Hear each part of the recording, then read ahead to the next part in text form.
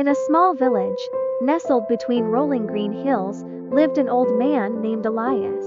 He was known as a grumpy recluse who rarely spoke to anyone. The villagers whispered about his past, assuming he was bitter and lonely by choice. Children were warned to stay away from his house, an ancient structure with ivy creeping up its walls. One day, a curious boy named Leo was playing near Elias's house when he noticed a faded envelope wedged between the wooden planks of the fence.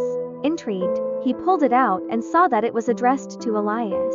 The ink had smudged over time, but it was clear that someone had written to him long ago. Leo, hesitant yet determined, knocked on Elias's door. The old man opened it with a frown. "What do you want?" he grumbled. Leo held up the envelope. "I found this in your fence. I think it belongs to you." Elias's eyes widened. He snatched the letter and stared at it, his hands trembling. Without a word, he stepped back and shut the door. Days passed, and to everyone's surprise, Elias began emerging from his house. He started visiting the market, speaking kindly to villagers, and even helping with small tasks. The rumors about him slowly faded, replaced with admiration for his generosity.